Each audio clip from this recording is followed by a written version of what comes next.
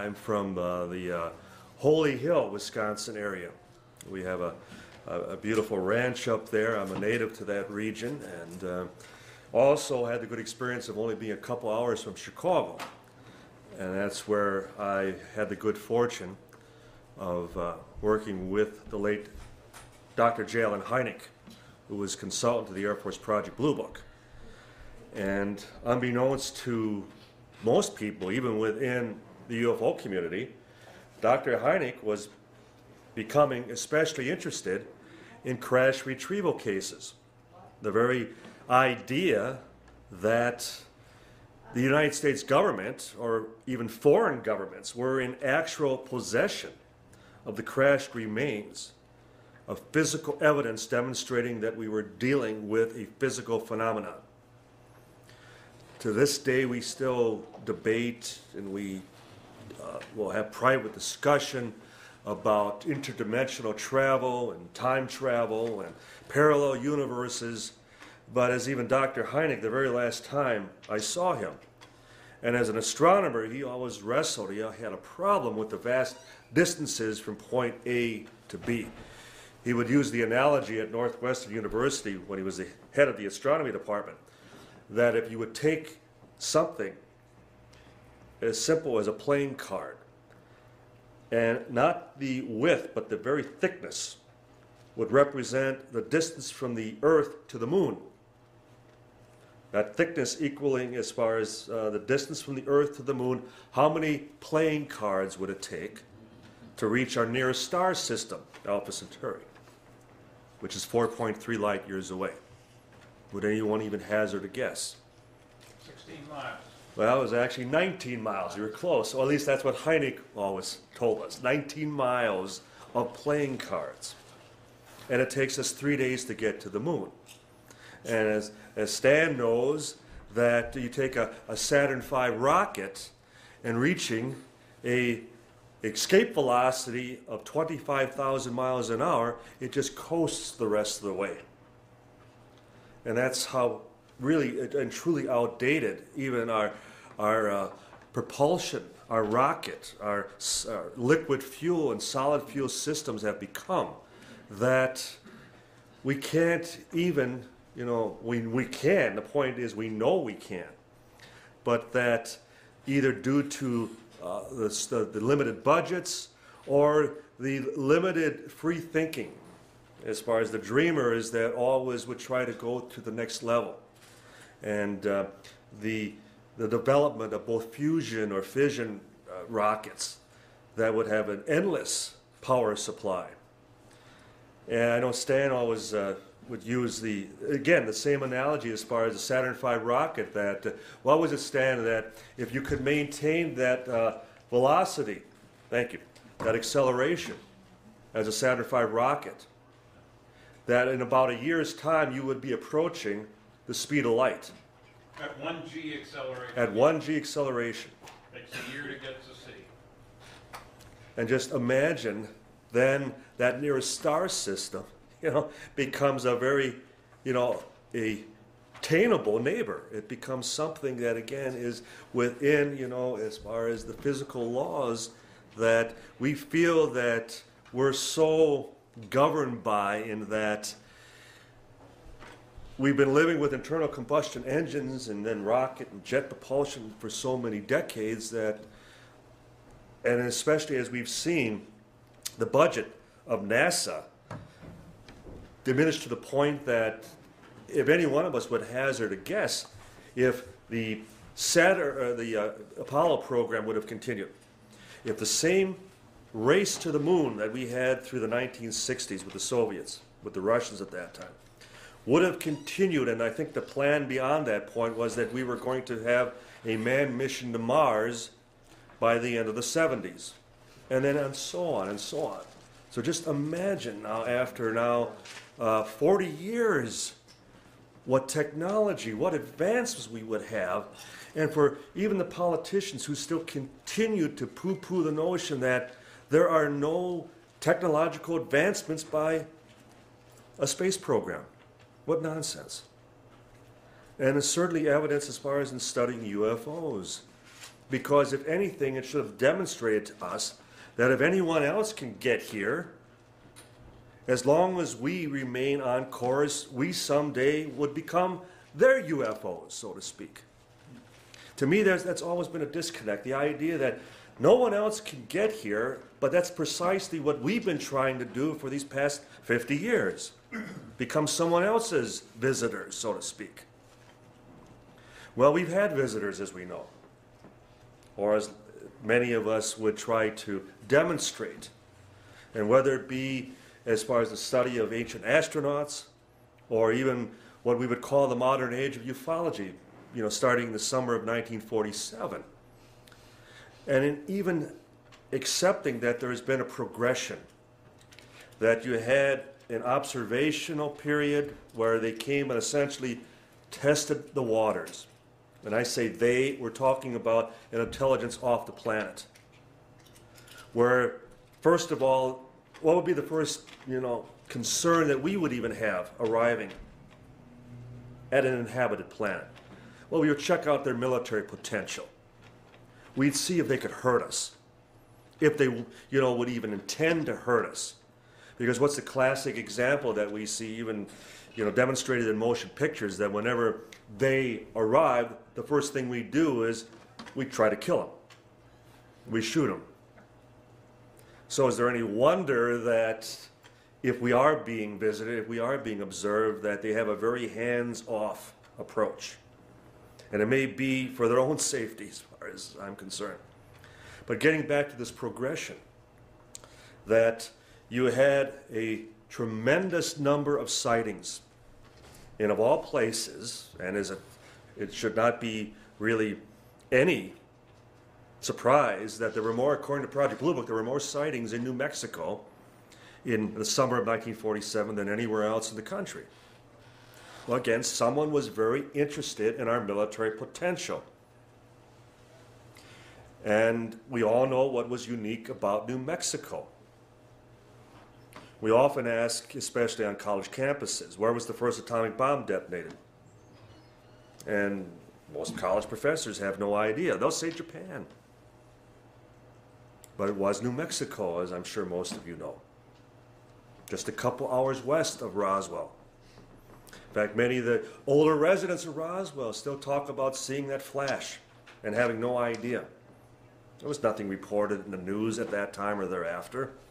They thought a munitions site, something involving the military certainly, or even a downed aircraft, something. But there was a flash, even from that many miles away.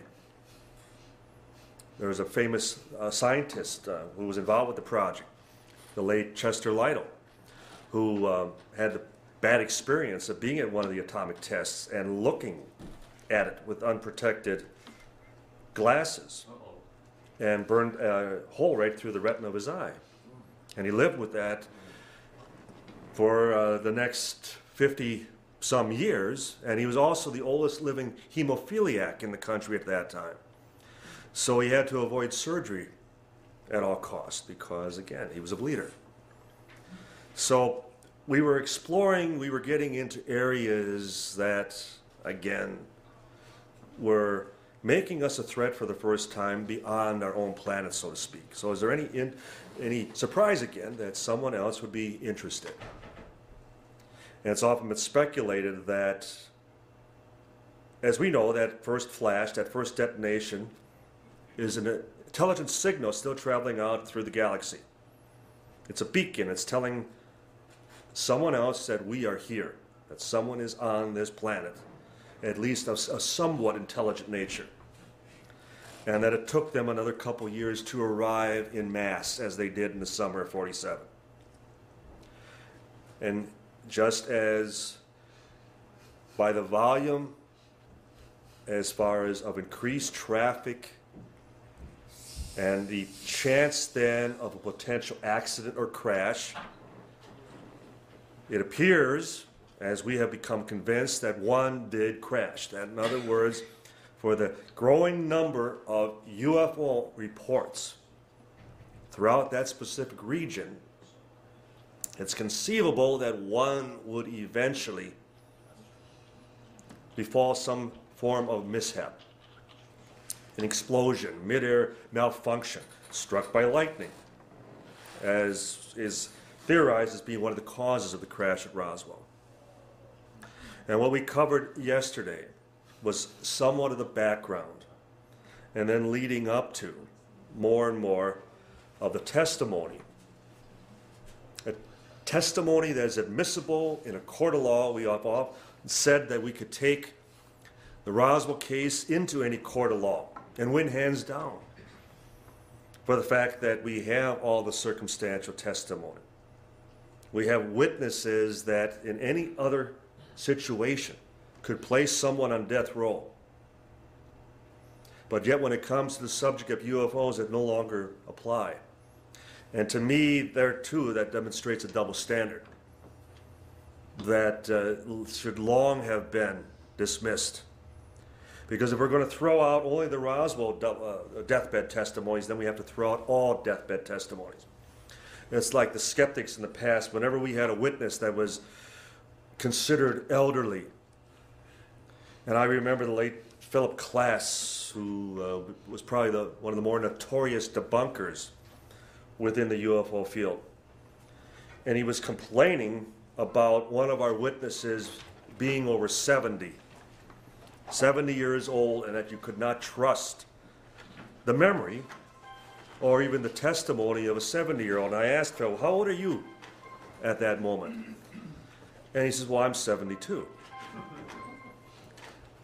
And I didn't have to even say anything further. The idea again that, well, it only apply to our witnesses. So then I asked them, well, what about a witness who's 69? How about 60? How about 59? How about any witness? And that's what it basically came down to. Age was not the issue. It was a case of if our witnesses were stating anything contrary to their belief system or even what their marching orders were. Because as we know, UFOs is a taboo topic. The press won't touch it. The scientific community, I would say, won't touch it, but there are many good scientists. There's a long list of PhDs associated with UFO investigation. Many of them closet scientists investigating the subject. But nonetheless,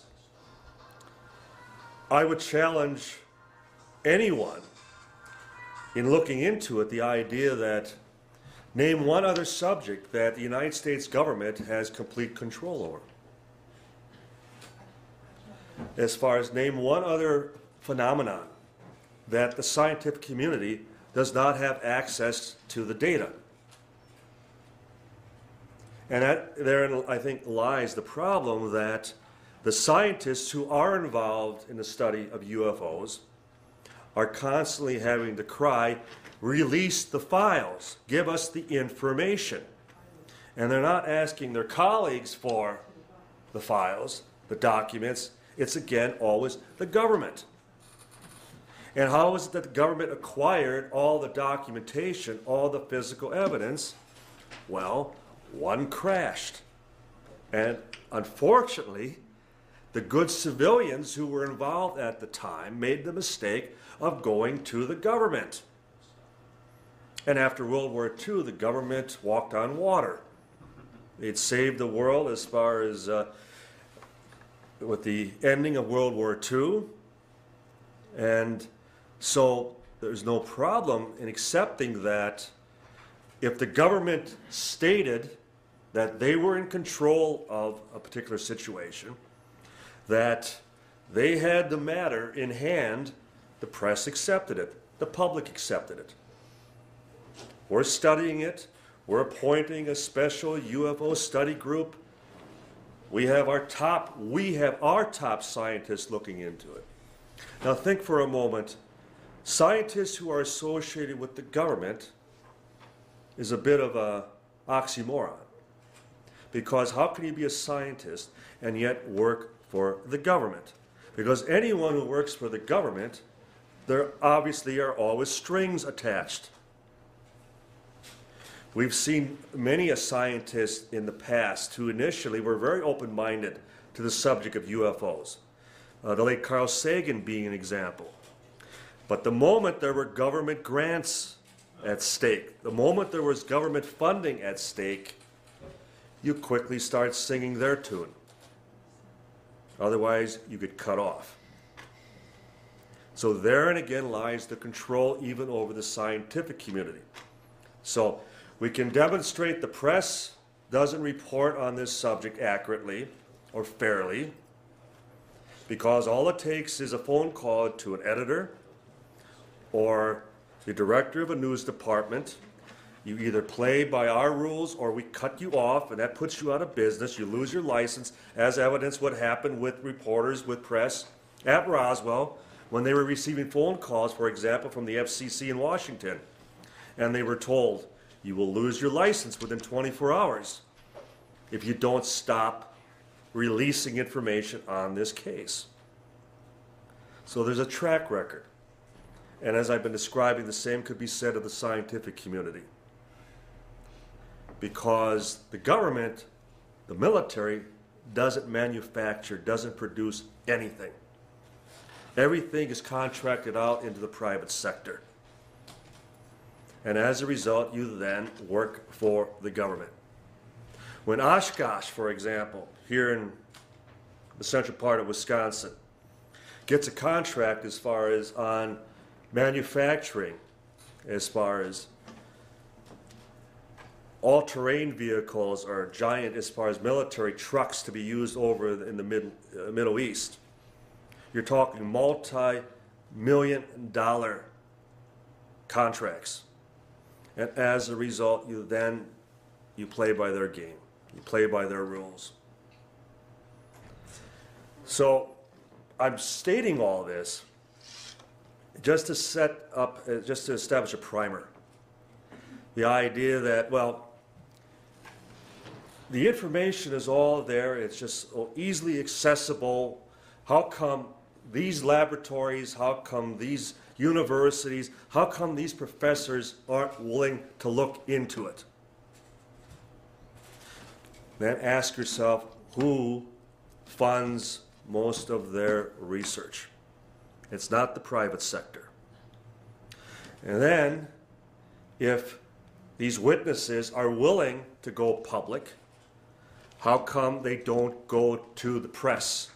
How come they just don't call a press conference and immediately state their story on the record so we'll all hear it tonight on the evening news? And a good example would be when the head of intelligence at Roswell, the late Major Jesse Marcel, went public in 1978. And another one, as we had talked about it earlier, the late Brigadier General Thomas DuBose.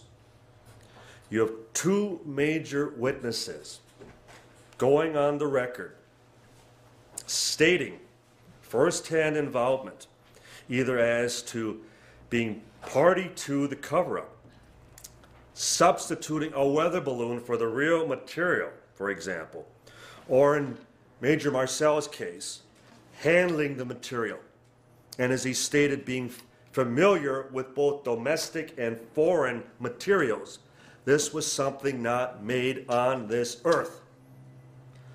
What more does one need to hear as a reporter to think that this might be one of the biggest stories, at least in my lifetime?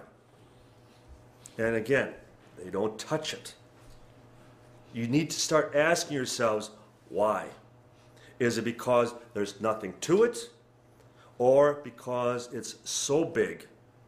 It's something that would relinquish that control, that authority that our elected officials are in perpetual campaign mode. Because then ask yourselves, why are they so concerned about getting reelected and maintaining that power, that control, year after year, election after election? Because the stakes are so high. We can often think, well, they can make a lot more money in the public sector. I mean, they can go on, as most of them are attorneys and consultants to corporations and things. Why do they strive and spend the millions of dollars they do to maintain their positions?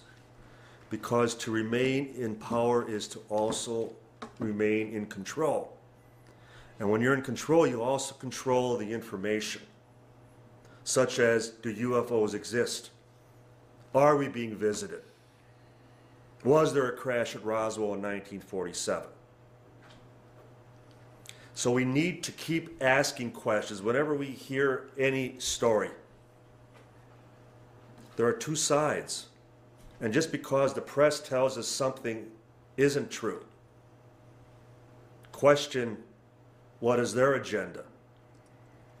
What do they have to gain by denying something? Many of us witnessed just a few weeks ago when there was a press conference in Washington about UFOs and nukes, as it was called, and the way the press treated it at that time. It was a ridiculous story. I mean, the words ridiculous and nonsense. And even I heard stupid used by some reporter, anyone who believed this information. Now, mind you, none of these reporters, none of these anchor people were at this press conference. None of them read a single word about the information presented. Such has been the conditioning, the brainwashing to disbelieve all this. Again, why? Because it isn't true? Because when something is fiction, it has no life. There's nothing that continues to struggle to come forward, to come out. There's no basis in reality. As Larry King once said regarding Roswell, the case comes out stronger and stronger every year. A myth doesn't do that. Legend doesn't do that. It may take on a life of its own, but it's always then conceded as myth, as fantasy. All the witnesses involved are stating it happened. It was true. We were there. I handled the genuine material. They can't all be lying. They can't all be fabricating something. And as Phil Jones, a senior news correspondent at CBS, when we did 48 Hours, when he postulated the notion that, well, maybe a bunch of these military people sat around a few drinks back in 1947 and concocted the whole story, thinking that someday we'll build a museum, someday we'll write a book, someday we'll all make some money off of this. And I threw right back to him. I said, and what? Wait till almost all of them were dead, and then finally in their 80s decide, well, maybe it's time now I might capitalize on this. Make some money off of this. Resurrect this old story. But that does not account for the deathbed testimonies. It doesn't account for the fact that none of the Roswell witnesses have really profited to any degree on this. Some of them have been paid for an interview, speaking engagements here and there, just a token gesture for telling a story that is something truly amazing. And yet again, that's not the reason that they were willing to go public. They're not jumping up and down and asking us to interview them. In fact, most of the time, their reaction is, how did you find me? Why do you want to talk to me? Why do you believe this is something you need to know about? As one officer kept asking me, why is it important that you hear truth about this incident? Because again, not only does it become the biggest story of the millennium, but it's a story that I believe each and every one of us on the face of this planet has a right to know. And the very idea that a handful of people have decided for all time that they will dictate what we will hear, what we will know, what we will accept as being factual, sickens me. Because if they can do it on this subject, they can do it on hundreds of other topics. This is the tip of the iceberg. And as I've often stated, that if Roswell happened, It has changed history. Everything since 1947 that we have seen has been affected, has been altered as a result. And my other concern is that the old order does not pass it down to the new. So if it's not for Stanton Friedman, my partner Thomas Carey, and even hopefully myself, that continue to beat the drum that this room should be filled. We should be in an auditorium with 1,000 people.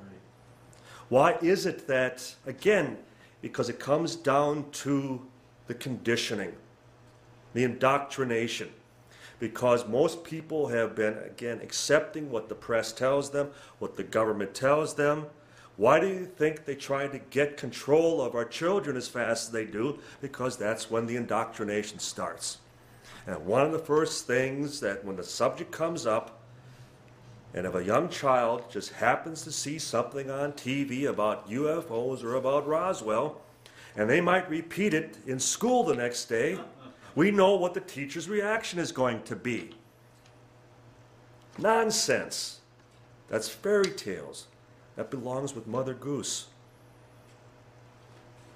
It's one of the reasons that I think we push, especially on, I know Stan, who's done, I know for a fact, more lectures as far as on college campuses than any other UFO researcher, I mean, well beyond even what Hynek originally did. Because at least they're open-minded. I mean, these universities of higher learning where people are free to express themselves and think and believe whatever they like. So there's one last chance that if you get to the college kids, we like to believe that we're enlisting, that we're actually creating the next generation of ufologists, UFO investigators. But I think sadly we're not seeing that. We're not seeing younger people come into the field. And yet, again, this is a story of such monumental importance that, as I said, it changes everything. And therein was the crux, the dilemma, the problem they had back in '47. They were dealing with something so unprecedented, so beyond the pale. There was nothing in the Army field manual. There was nothing as far as on any college campus addressing this situation. How to deal with an actual alien confrontation, a visitation, a crash. And for anyone, as I mentioned yesterday, whenever the argument is espoused that even in 2010, we're not ready, we're not mature enough, we're only doing it to protect you people. Don't believe it for a second. And the main reason I can state that as a documented fact is I don't care what anybody wants to believe regarding the crash at Roswell. Based on even all of the deathbed testimony and other interviews aside, all stating on the record that it did happen. Roswell was an historic, genuine event. 63 years ago, all of the people involved lived out their lives. There was no mass suicide. There was no panicking in the streets. They worked their jobs. They raised their families. They went to church for the rest of their lives. And they were there. They handled it. They saw it firsthand. And they weren't ready for it. And we've grown up with it. We've all been indoctrinated to at least accept that there's something else out there. How can any one of us on a starlit sky look out there and not be just awestruck of the possibilities? And yet we're all constantly, pounded back into this square cube where, you have to stay within this niche and you have to stay as far as where we tell you and believe what we tell you. But when you have the free thinkers, the people that, again, think out there, they're the ones that are always pulled back down. Why is that? You need to start asking yourselves. And this is part of that equation. It's no different than when asked, why the cover-up after all these years? Why are they keeping this secret? Because it still stems back to the event itself and what has transpired since. Whether it be for political reasons, nationalism, as far as even cover-up of ignorance, as I still maintain, they still don't have any answers. It doesn't make the phenomenon any less real. Because again, back in 1947, the people who were involved, it was as real as going across the street and kicking the tires on the car parked along the curb. They held it in their hands. Like the old question, are you going to believe your lying eyes or not? And there's a collection. There are hundreds of people. It isn't just one lone individual. Most UFO cases involve just one or two people at best. And where you have a multitude of civilians and then press, law enforcement, military at Roswell, military at Fort Worth, military at Wright Field, and then scientists who were later called in, metallurgists. Why would you call metallurgists in for checking out a weather balloon? Why would a scientist such as Dr. Lincoln LaPaz be assigned to determine speed and trajectory of a weather balloon? Why would witnesses be sworn to secrecy and reminded of those oaths of secrecy for the rest of their lives over a weather balloon? As example, when we found the Provost Marshal at Roswell, Edwin Easley, and in 1990, and on tape, he stated over and over again, I can't answer that. I'm still sworn to secrecy. Over a weather balloon? So if we can toss that one out to begin with, we're one step beyond what the government continues to tell us, and one step closer to at least considering that maybe these people are describing exactly what they experienced. Amazing thing is that, as any insurance investigator, any law enforcement officer would tell you, that the moment you start getting in multiple witnesses, stories start to break down. You get contradictions. Like the old insurance axiom that if you have 10 people witness an accident, you have 10 different versions. And we may have deviations, we may have at least different perspectives on what happened back in 47. But they're still describing the same event. They're still describing whether they were out at the field picking up debris, whether they were police officers who were turned back by the cordon surrounding the area, whether they were crewmen, pilots on the special flights transporting either wreckage or bodies. They're describing the same event. And none of them, zero, are saying this was a weather balloon or Project Mogul or wooden crash dummies. None. I mean, they can march out star witnesses and they weren't involved. These are people that, again, are being used, again, to just demonstrate their own position, their own argument. What we're going to do is just quickly go through a few additional testimonies, deathbed testimonies, suggesting, again, that this was something beyond their comprehension. Any one of us can sit there and say, well, they're talking about a German flying saucer, or that the bodies were actually, Japanese POWs. Oh yes, I mean, there are such books that are presently out, there are such theories. But they never account for what the actual witnesses are stating. They don't talk to the witnesses. They take our information and then spin it into their preconceived theory. Now, I appreciate the fact they're not accepting the government's explanations either. But then don't try to rewrite our witnesses' testimony. And that's what they have to do, to change this from something, again, of an unearthly nature, as opposed to something to the point of even becoming ridiculous. So, I have on the screen picture. I ended with this yesterday. And it's a picture of Shirley and Bill Brazel.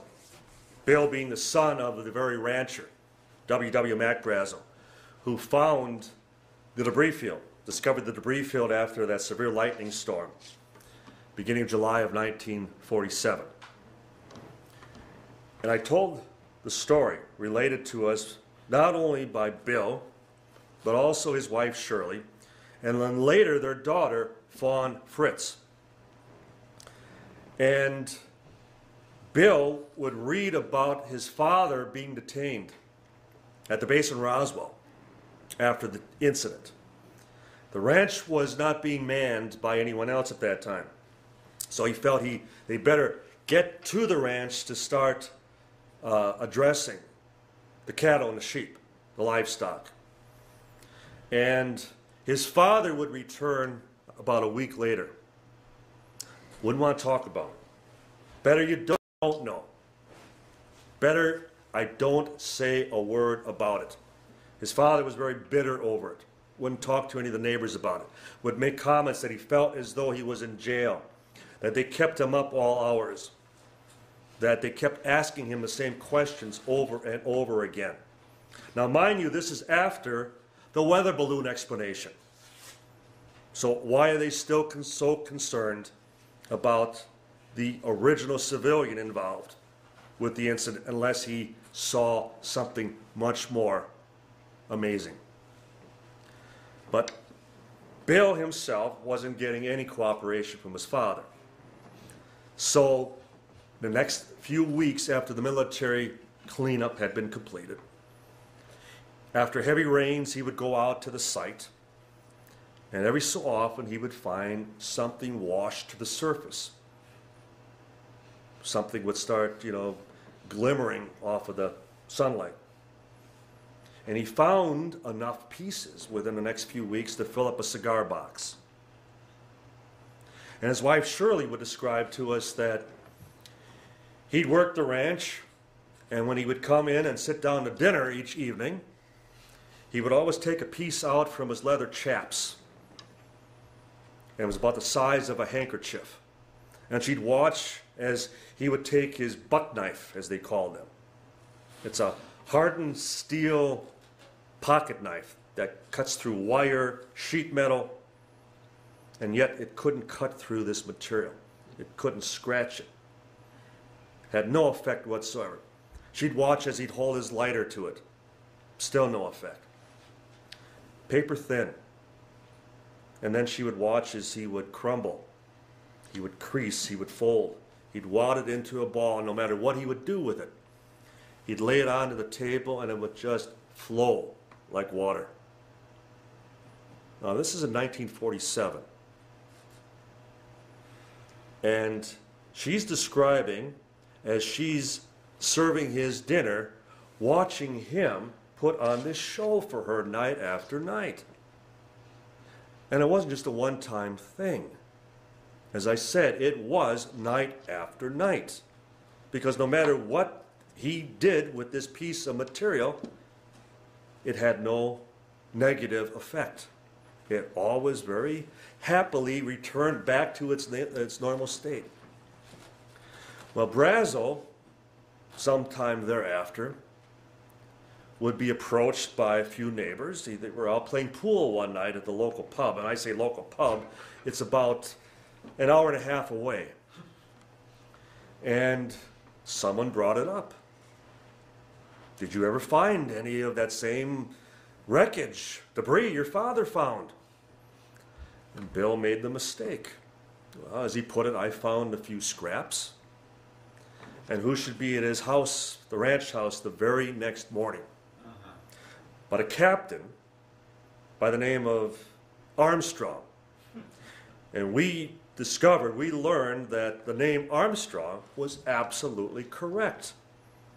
Because there was an Emerson Armstrong who, a couple years later, was listed in a newspaper article as Major, the next rank up, Major Armstrong, who was in charge of UFO investigation out of Fort Bliss for southwestern United States. So, we even would find Emerson Armstrong. And we confirmed he indeed was in charge of UFO investigation in the Southwest at that time. But would he acknowledge any involvement? No, not for a second. Was he the correct man as far as we're concerned? Yes, in all likelihood he was. But nonetheless, he was there with 3 other NCOs. And it was basically, you will give it to us, and end of story. Well, according to his daughter, Fawn, who was at the ranch house at that time, when they went out to take a look around to make sure there was nothing else at the site, other servicemen, MPs, came into the house and started pulling out drawers and going through closets, and they went outside and slid open bags of feed and dumped over a water tank, still looking for physical evidence. Every last remaining piece. And this was 2 years after the incident. And to me, that still remains the best argument we have against Project Mogul or anything else top secret for that time. It's the project that is top secret, the project that is classified. Here, they were making every effort to find the actual physical evidence, suggesting that it was the evidence, the physical evidence, that they were concerned, not any secret project.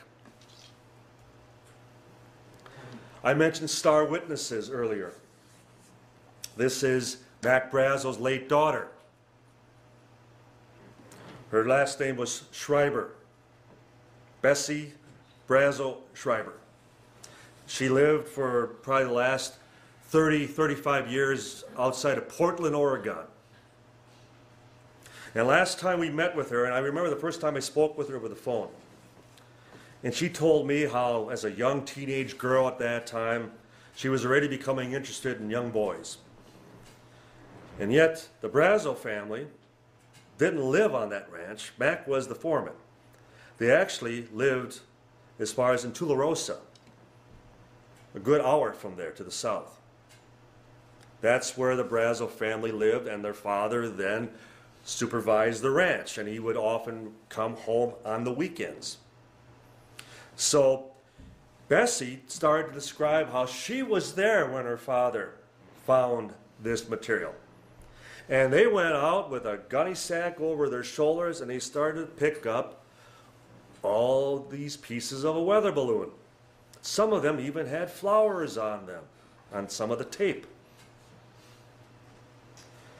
But I kept coming back to, well, Bessie, your ranch that your father supervised didn't have running water, didn't have electricity, didn't have radio, didn't have TV, didn't have anything. Didn't have any young boys that you just told me that you were interested in. Why would you be up there in the summer during summer break from school? Why would you be spending any time there? And I kept coming back to that. And eventually she would become one of the 2 star witnesses to the Air Force's Project Mogul report. Because here was the rancher's very daughter describing that we picked up the remnants of a weather balloon device. Well, then we met with Bessie. And we met with her son, Brazel Schreiber. And they talked about how they kept coming back to their own mother. And they kept finding that she was contradicting herself. And they started to agree with us that she was talking about a separate incident, that it had nothing to do with what had actually happened in July of 1947. In fact, when I even called up her brother, Bill, who you just saw on the screen, and told her, your sister claims that she was out there. And he yelled into the phone, what? She wasn't even on the ranch at that time. But yet you can see how the Air Force would quickly latch onto her. Now, the last time we saw her before she died, she would describe to us that our father, before he went into Roswell, because there was a son by the name of Vernon who was out at the ranch at that time. And we believe that on his way to Roswell, he obviously has to drop his son off someplace, so he just takes the longer way, driving through Tularosa and then due east over to Roswell. And according to Bessie, their father took them aside, said he was going into Roswell to report this find, this material, and that they shouldn't believe everything they read about their father in the newspapers in the next few days. That he was confident that the government, the military, was going to use him to cover something up. Now, this is what Bessie Brazo Schreiber is telling us at that time. That her father is already forewarning them that a counter story is going to come out, something else is going to come out to explain this. So, after we would leave that last time, her own late husband, Bob, would even say to her that evening at dinner, "Bessie, how are you so sure that this wasn't what your father claimed it was?" And the more he talked to her, the more, and when I would follow up with another phone call, and then something else would happen regarding information pertaining to her brother, her late brother Vernon, before she would die, she finally conceded that it was a separate incident, that she was talking about another situation altogether. She didn't know what her father had actually first recovered regarding this incident, but that whatever it was, it changed his life. It changed the rest of his life. Again, she wasn't going to speculate. She wasn't going to add anything, but she finally conceded that, and I've heard this also from the surviving family, her two nephews, in-laws, that Bessie came down to New Mexico one last time and even met with her brother just before he passed away and apologized and said she was wrong. So strike that military witness. She admitted she was being used, that they used her for something, again, that had nothing to do with the actual incident. We have long focused on this specific hangar. It was called P3, Building 84, in 1947. And we continue to get testimony from wives, children, about their husbands, their fathers being posted around this hangar, or being told to stay away from the big hangar. The black hangar, it was even called by some. And this is the specific hangar because it all focuses from the very beginning of where the materials, the remains of the ship, the bodies would transit through. And interesting that this is, again, the consistency, the corroboration of the eyewitness testimony. I mean, we literally could sketch out where each eyewitness testimony says they were posted at one time or another. This was a B-29 hangar. If I had a pointer, you look up at this the upper ridge at the dome of the hangar, there would be a separate garage door. Thanks, Dan. Through there. That's where the tail of the B-29 would slide through. And you see by the 1940s automobiles that obviously of that vintage, that time period.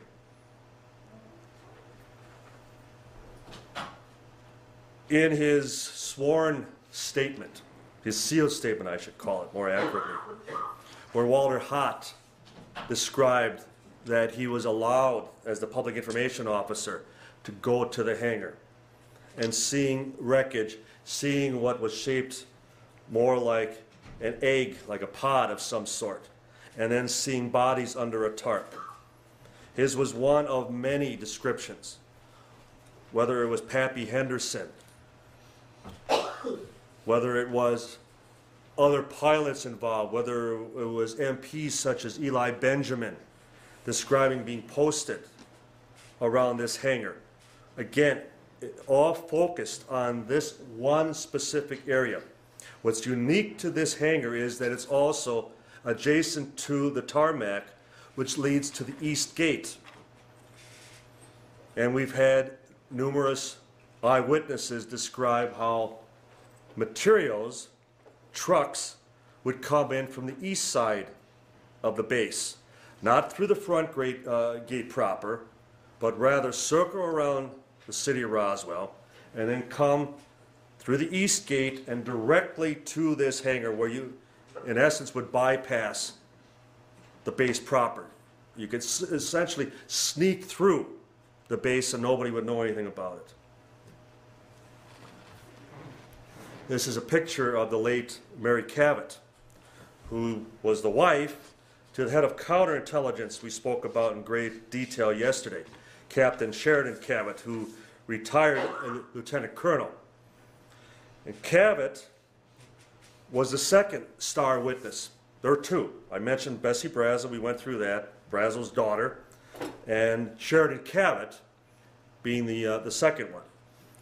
The first time we would meet with Cavett was at his winter home in Sierra Vista, Arizona. We spent the better part of an afternoon with him.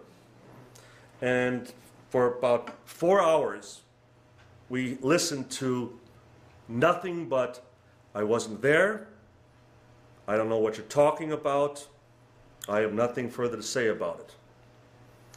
And I know that Bill Moore, in an earlier interview with Cavett, after he left the room for a phone call or something, that Mary then made the comment to the effect, "You have to understand, my husband is sworn to secrecy," or "my husband is doing what he was ordered to do.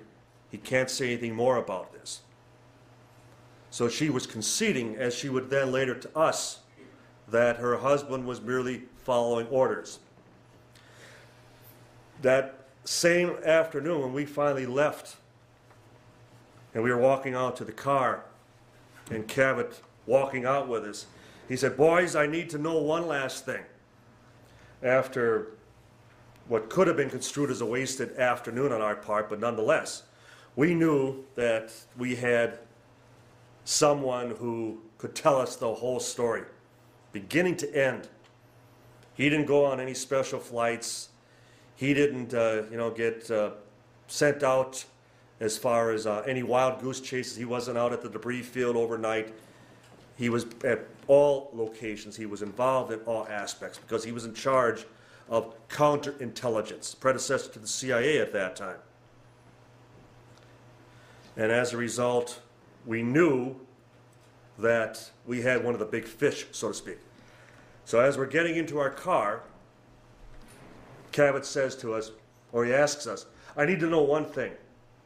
Should you come across anything that would threaten national security, you will keep it to yourselves, won't you?" And we looked at one another and, "Well, yes, Colonel, of course, yes, by all means." "Good. I just need to know that." Well, he's just told us for an entire afternoon he didn't know what we were talking about, that he was not even at Roswell in 1947. And then he wants to know if we find anything on national security, that we would then, run it past him, get his, permission to go public with it. Well, that would lead to a second interview, and a third, and a fourth, and a fifth. And at one point, I'm speaking to Mary over the phone, and she's telling me this story of, and it's something that's been long written about and long known within Roswell research, that the Cavetts and the Marcells would get together for, you know, a weekly bridge game. They'd play cards together. They'd go to either one's home and they'd play cards for an evening. So after Marcel returned back from the infamous weather balloon press conference at Carswell Army Airfield in Fort Worth, Texas, they started to resume their normal activities, and the two families got together. But Mary described how that very first time after the incident, the women remained in the front room and the men were in the kitchen. Well, what were the men doing, Mary? Well, they were heating up a piece of the real material on the stove. Real material? Your husband never told us this. What were they doing? Well, they were trying to heat it up in a pot over the range, over the stove, and no matter how hot they, you know, turned up the oven, it had no effect on it. And my husband reminded Marcel, you better get rid of this stuff. It's classified, top secret. You know we're not supposed to have it. And the next thing I hear is a grumbling in the background. And I think, oh boy, now we're both in trouble. And the next thing, Cavett, her husband, grabs the phone, and all he says to me is, Don, did any of you guys ever think about breaking up that old Marcel patio?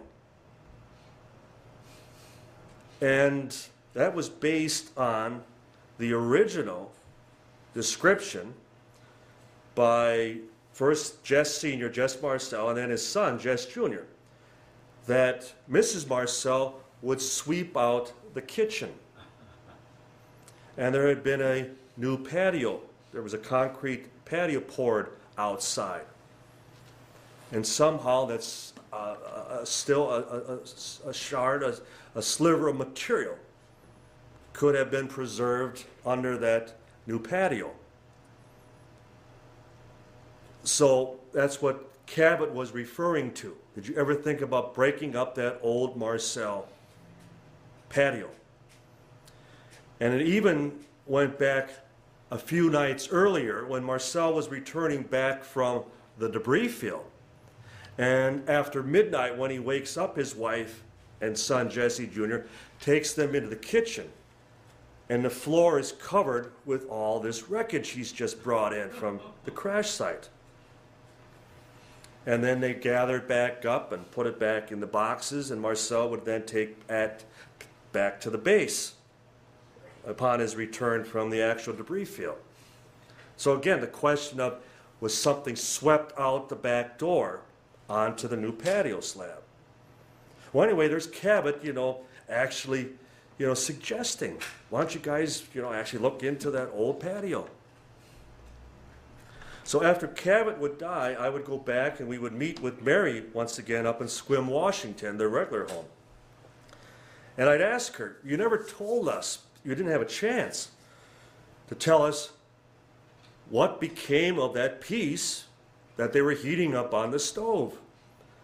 And she said, well, they went out onto the patio. And when they came back into the kitchen, they didn't have the piece with them any longer.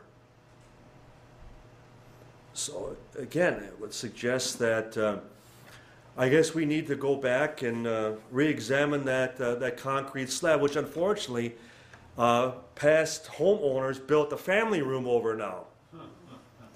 So it would involve actual, as far as demolishing, as far as that structure. In fact, even the Prince of Liechtenstein, Hans Adam, even offered to put up all the money to do such an experiment. So it's still something in the cards, so to speak. But again, a star witness of the Air Force, Project Mogul, and yet he himself contradicted himself and his wife telling the story about how even after the balloon explanation, they were still trying to heat up a piece of the real material on a stove. So for every time he told us he wasn't involved, he was involved. He was there. This is just a shot. It's a first-hand witness who worked with one of the witnesses who managed to have an actual piece of material in his possession until about 25 years ago. And he sketched the shape, the size of this, again, paper-thin material. And he described to us how the witness put the piece in between, as far as a table vice grip, holding it tight in place. And then he watched as the individual took a hammer and would bang on it. And every time he would bend it over to one side, it would slowly come back to its original shape. He'd bang it the opposite way, it would come back again from the opposite direction.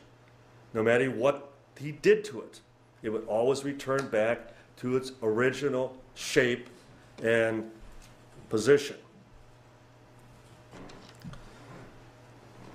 We had long speculated that, as I mentioned earlier, that not only due to the 5 to 7 day detainment of Mac Brazel, the rancher who first discovered the debris field, that he saw something else, that he had to have experienced, been witness to something more beyond just strange, unusual, unidentifiable material.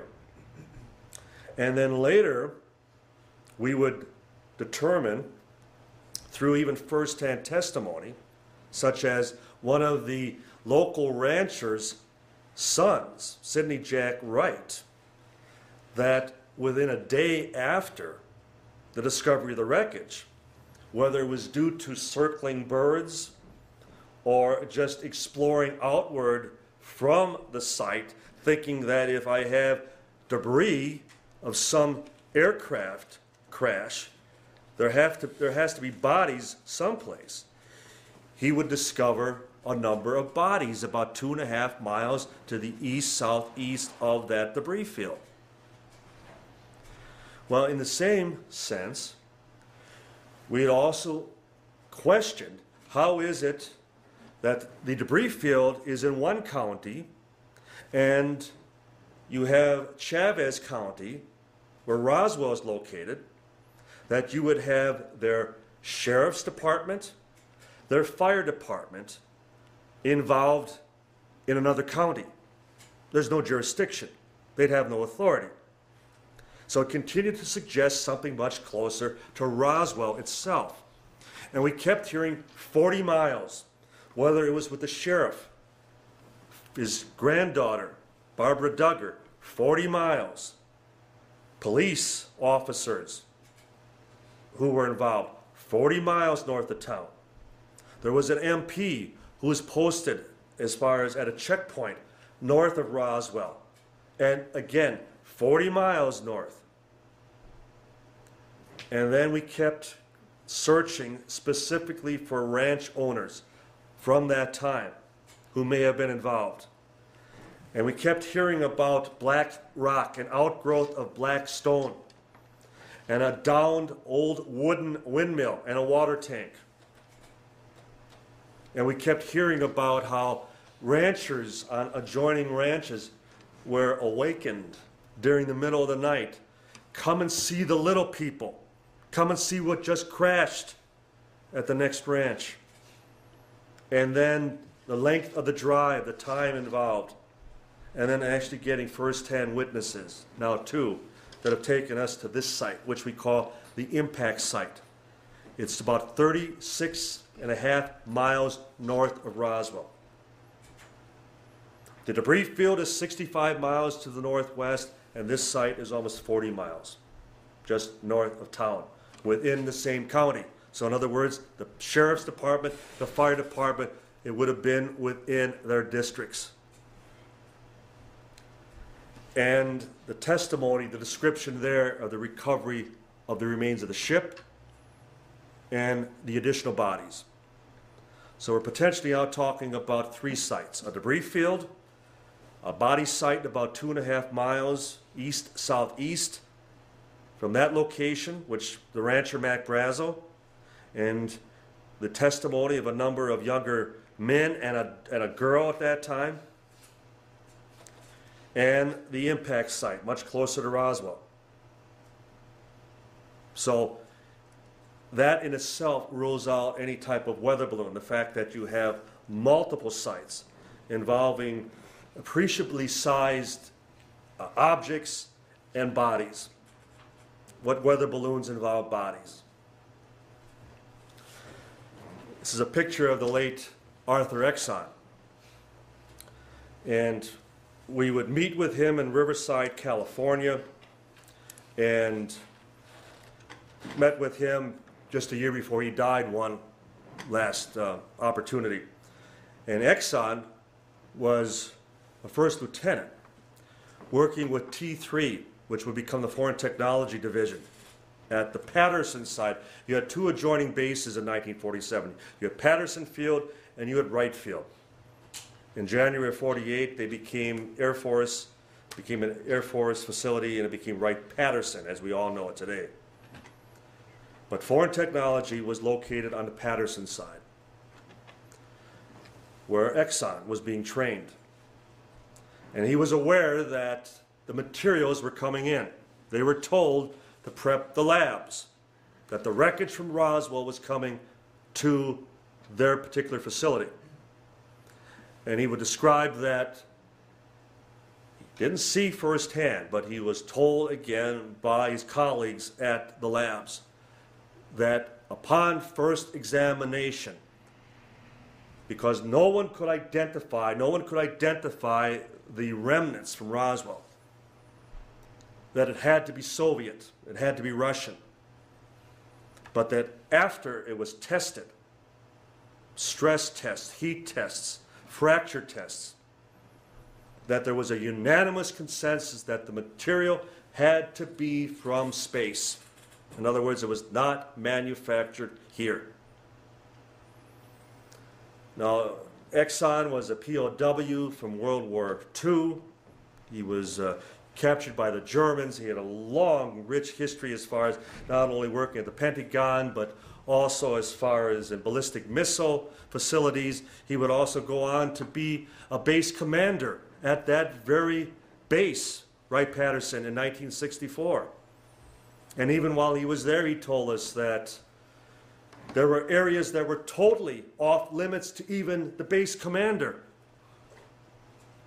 So that leading to the rumors and all the legends of all the underground hangars and vaults and tunnels, even under Wright Field, Wright-Patterson. And that's with somebody who was the base commander there. So Exxon came away and to his dying days was convinced that they had recovered something of an unearthly nature. This was a picture that Stan Friedman took of the late Brigadier General Thomas Jefferson DuBose in the backyard of their home in Orlando, Florida. And DuBose was General Ramey, the chief architect, or one of the chief architects of the weather balloon explanation, who would actually have the weather balloon press conference, where they took the 7 pictures of the substituted weather balloon. Substituted based not only on the testimony of Major Jesse Marcel, who was ordered to pose for 2 of the shots, but also Ramey's chief of staff. General DuBose pictured here. Because DuBose would go on the record in 1990 and state that it was a hoax, the balloon part of it. That they were the ones who made the switch.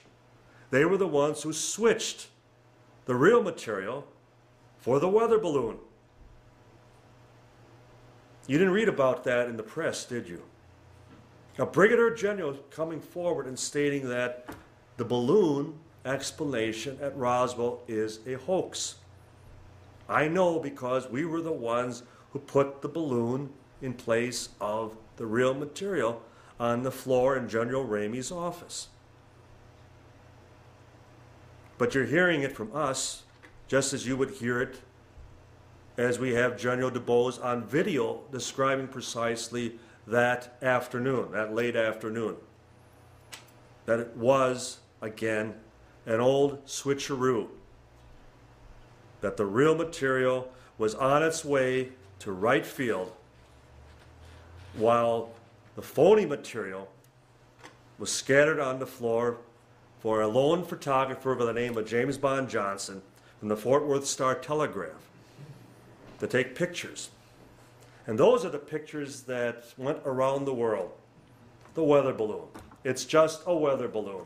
Banner headlines throughout the country. End of story. And it would have been the end of the story if not for Major Marcel going public in 1978 and stating that it was not made on this earth. I'm going to skip this one as we're running out of time. This is an interesting testimony. This is the late Richard Loveridge, pictured on your right. He's receiving this award from Boeing Aircraft. And Loveridge in 1947 was a crash investigator for Boeing. And Boeing, having designed and manufactured the B-29 and experimenting as far as with other aircraft at that time, so they were no strangers to having crash investigations. And Loveridge happened to live not only in San Antonio, Texas at that time, but as a crash investigator, where B-29s were actually stationed at that time, he also lived in Roswell, New Mexico. Stan knows himself. We can document. There are newspaper accounts of numerous B-29 crashes right outside the city limits, right outside the base. They were constantly conducting as far as test drop exercises, not using actual atomic bomb casings, but they were using loaded sand barrels, for example, of equivalent weights. And there are old abandoned strips of asphalt, which were emergency runways around the city as they would conduct these drop exercises. Well, anyway, Loveridge got word of a crash. And his son, years later, would ask him about the incident. His son is Douglas Loveridge, still alive, who is a mechanical engineer. And every time Roswell would come up, his father would just say, I went out north of town and I was turned back. They sent me back. I heard there was a crash. They turned me away. But let me remind you, they can still hurt you. Well, that's what intrigued his son all the more, because every time it came up, it was, don't forget, they can still hurt you. So his father would be dying in 1995. And it came up one final time. And this time, his father went on to describe how he was waved through the cordon. He was directed out to the crash site. And it wasn't an aircraft. And not only was it an aircraft, but there was a lot of wreckage. And there was a ship. And there were 3 bodies that he saw. And he saw a 4th that was a survivor, that was alive. And again he repeated, but they can still hurt you. In other words, please don't repeat this. Such fear, such intimidation after all that time. He was just doing his job. He was a crash investigator. Why would they need a crash investigator for a weather balloon? And here he was, that was his expertise. He was a Boeing crash investigator who just happened to be in Roswell, where he also resided at that time. And his deathbed testimony to his own children, his son and daughter, about having seen everything. This is a picture of General Harry Cordes, or Cordes, I've heard it pronounced both ways. And the general here would also be a pilot with Gary Powers, as far as he worked with the CIA flying the B-2 spy plane. So we're talking about a highly credible, highly trained military CIA pilot. And when he was assigned to a CIA office in Washington, he would tell his wife later that one of the first things that he looked into, he wanted to find the Roswell file. Because he had been a B-29 pilot after World War II. So he knew a lot of those men who were involved over at Roswell. He had heard the stories. And all he would say was that there was no file. He was amazed there was no file.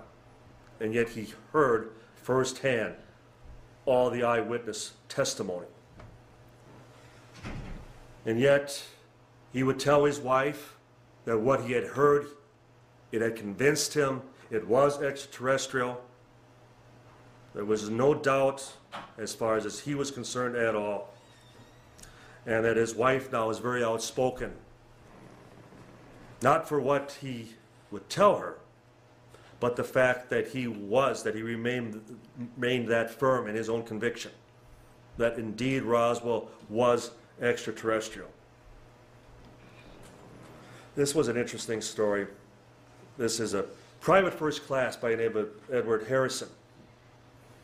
And Harrison was part of a Native American MP unit that was assigned one evening, shortly after the crash, to go to the far south end of the tarmac, south of the base, where they had incinerators, where they would, burn the garbage from the base on a daily basis. And they would arrive in a Jeep, and there was a colonel waiting, and they had a wire fence erected, and inside was a tent. And they were posted around that wire fenced off area for the night. They would be relieved of duty midnight, and then they returned the next morning and everything was gone. The only thing that was left were tire tracks from a large aircraft, through the dewy grass around that area. Well, that was the very night before that something was loaded from a bomb pit, a rectangular crate, the late afternoon around 4 o'clock on Wednesday, July 9th, 1947, under heavy guard and loaded from bomb pit number 1, where they normally would keep one of the atomic bombs. And all the men who we were able to track down who were on that flight, whether it was Robert Slusher, whether it was Lloyd Thompson, whether it was Robert Ewing, whether it was Thaddeus D. Love's widow, whether it was even the bombardier, Felix Martucci. The information regarding the flight and even the original manifest exists, confirming the flight, the loading of the crate, the guards accompanying the crate. When they arrived at Fort Worth, an hour's flight, and there was General Ramey and other officers waiting for the arrival. Felix Martucci, the bombardier, recognizes a mortician he had gone to school with, waiting with the officers.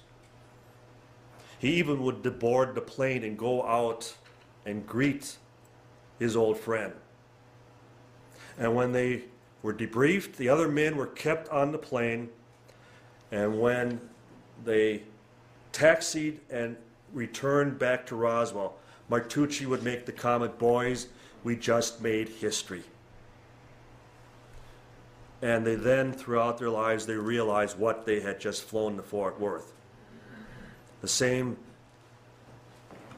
object or the same contents that were hidden out in that tent, guarded around as far as that metal fence the night before. And when I say a mortician, I think we know what we're talking about. So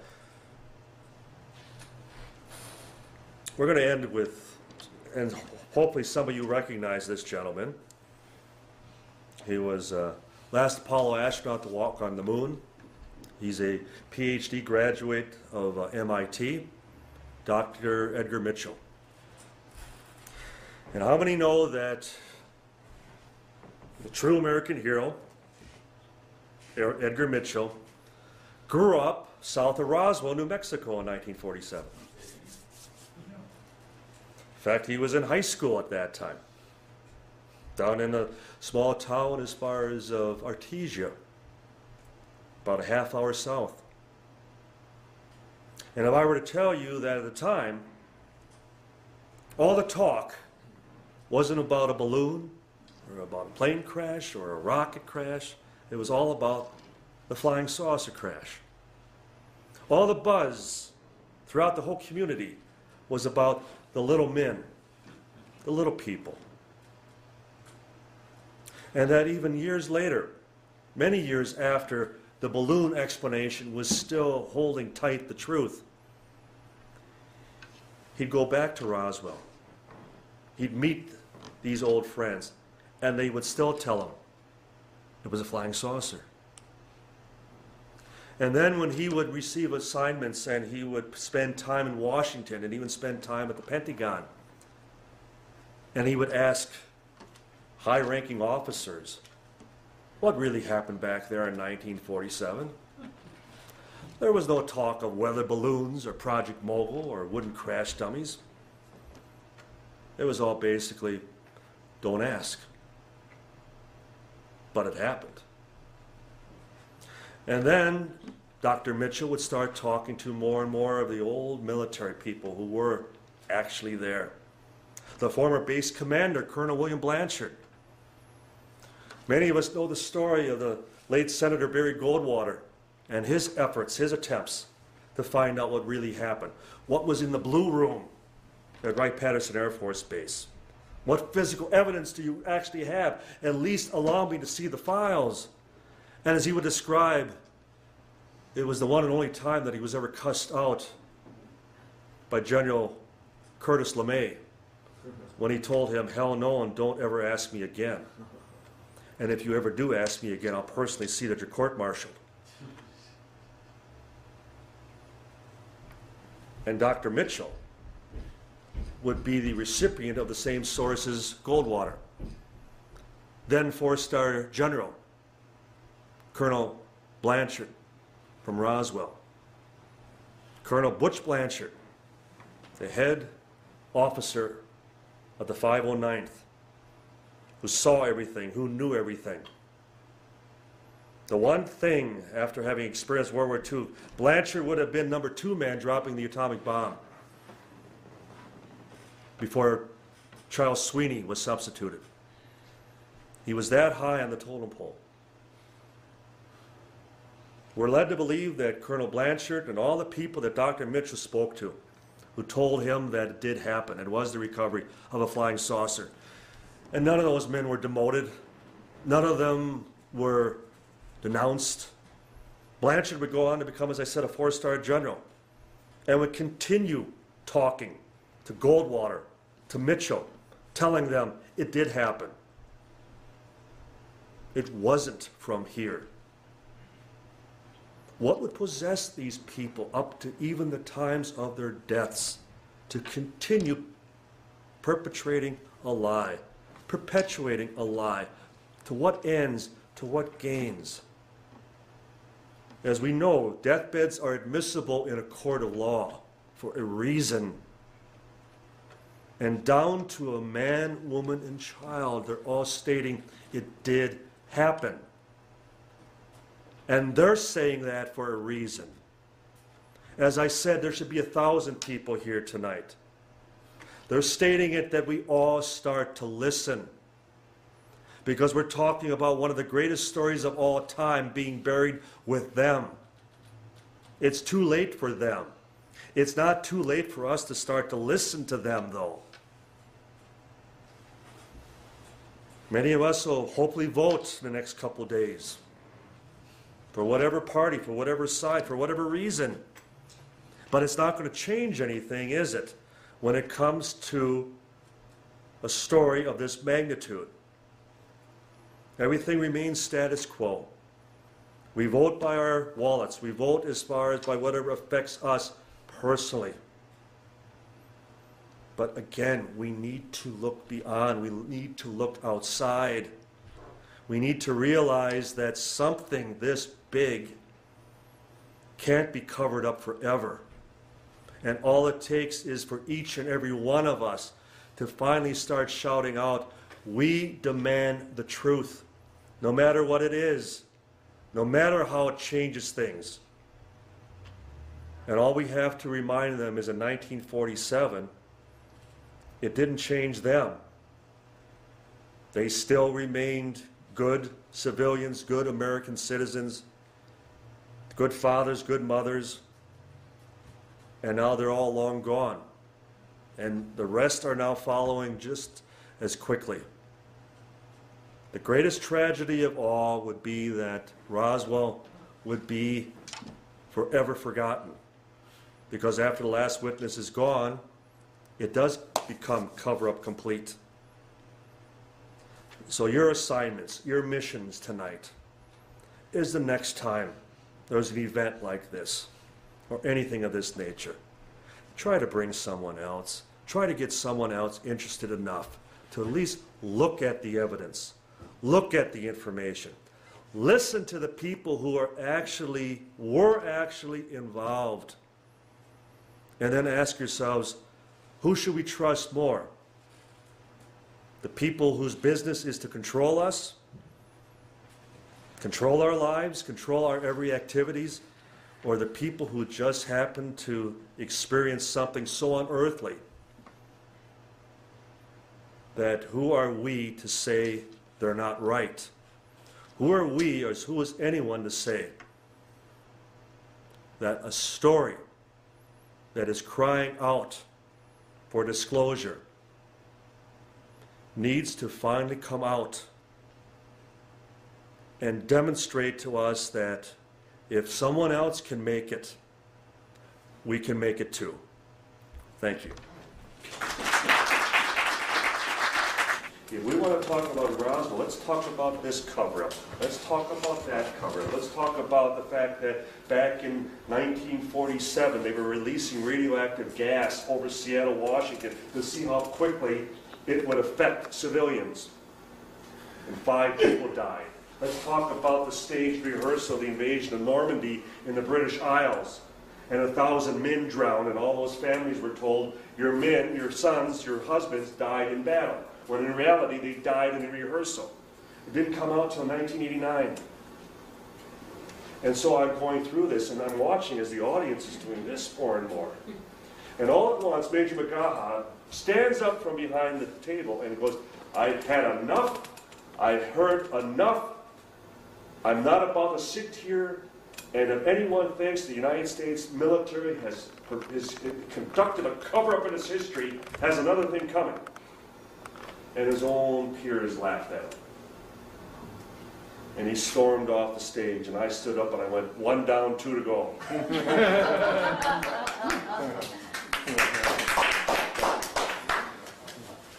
There were reporters there from UPI, from AP, on the Dallas Bureau offices, some of the network affiliate people were there. I think is even written up in the Associated Press at that time. They gave me the victory. They felt that I had presented as far as more circumstantial eyewitness testimony, which again, in any court of law, would stand. How many people have been executed? How many people have received lifetime sentences for the single eyewitness testimony, you, and that's all it takes. And yet we've talked to over 600 people regarding Roswell, and it's always, well, it's not enough. It's not enough. It doesn't matter that they're all telling the same story. It doesn't matter that if it's just the civilians or the press or the military, whether in Roswell, at Fort Worth, at Wright Field, in Dayton, Ohio, or even in Washington. It doesn't matter what rank. In 1990, when we had the late Brigadier General Thomas DeBose, who was General Ramey's chief of staff, who was in 2 of the weather balloon pictures, with the general and told us, both Stan Friedman and I, when we were at his home in Orlando, Florida, that it was a hoax, the balloon part of it. We were ordered to substitute the balloon for the real thing. Now here's a brigadier general stating we were the ones who switched the balloon for the real stuff. You didn't read about it, did you? In fact, Billy Cox, who some of you may know about because he's become one of just a handful of media allies in this field, tried to get USA Today to do a front page banner story that we had a brigadier general who finally was admitting that they were the ones who switched the weather balloon for the real material.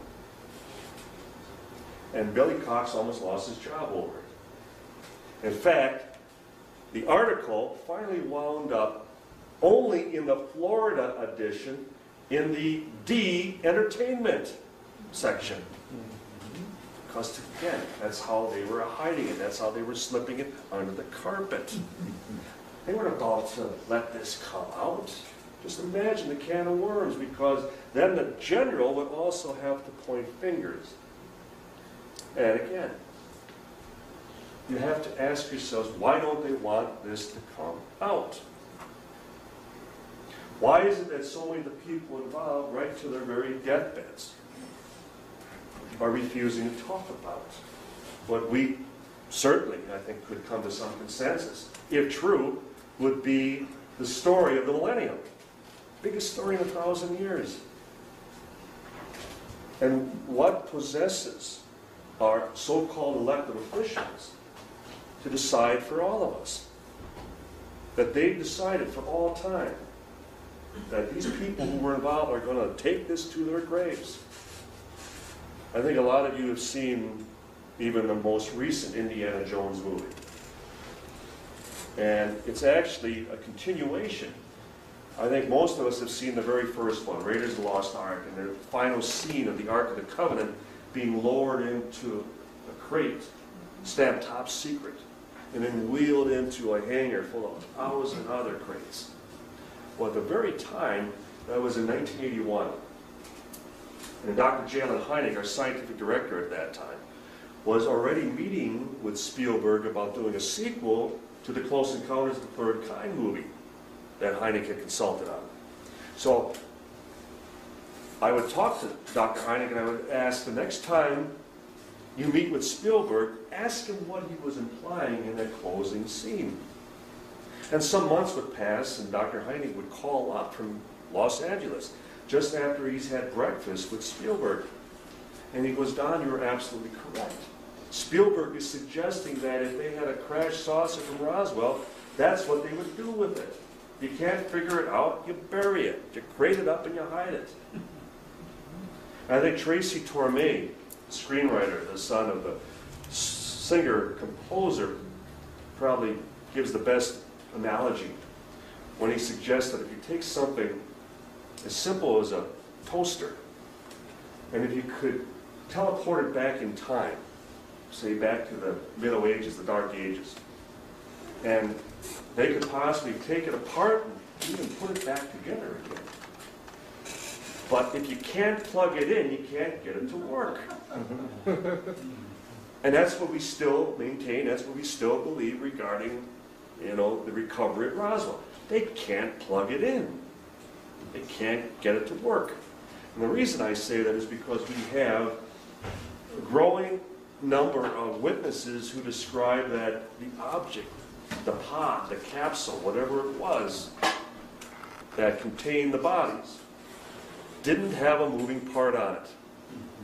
And that even amidst the debris, the wreckage, there's no wiring, no vacuum tubes as they would have been looking for at that time, no buttons, no levers, no engine. A lot of you saw our Roswell movie, which was based on our first book. And we have the scene of the Provost Marshal, Edwin Easley, giving a bit of an update to one of the other officers arriving on the scene. And he reports We don't have any idea what made that thing fly. It doesn't have a seam on it, not a rivet. There is no engine. How the hell did that thing fly? So in contrast, this past July, at the moment it's not a deathbed, which we're going to be getting to shortly. His name is William Ennis. He was a member of the 393rd Bomb Squadron. He was a flight engineer. And he would have been assigned to P3, which is Building 84, one of the two B-29 hangars. And as it turns out, P3, Building 84, is where the wreckage, the craft, the bodies, all were, as far as assembled for immediate shipment and crating, and as far as shipping off the base as fast as they were able. And back around 1991, we found and we interviewed this flight engineer for the first time.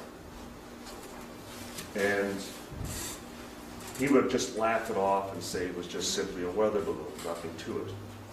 And his son would keep getting back to us after his mother passed away, and he said, "Don, you got to keep working on my dad, because I know he knows a lot more. I know he was there. I know he was involved." And we would arrange to meet with him again, and it was the same stuck record response. Wasn't there. I was on leave down in Puerto Rico at the time. Oh, did I have a great time that 4th of July weekend? Oh, I remember it well. But I would trip him up. Because when we finally were able to document that, when we had all the leave requests and all the assigned leave reports from that very time, and it's like, funny, Bill, your name isn't here. It's no different than Sheridan Cabot, who was the head of counterintelligence, who for the first year that we found him, wasn't at Roswell, wasn't me, boys. And after we documented that, well, I was there, but nothing happened. A year later, well, I guess maybe something happened, but I wasn't involved. And eventually, just leading up to the months before he died, well, I guess it could have been a flying saucer, but I guess we'll never know. This is the same Sheridan Cabot who would become the star witness to the Air Force Project Mogul report in September of 1994. But nonetheless, they tried to hold you off as long as they can. And eventually, they either speak to their families or they finally do talk to us.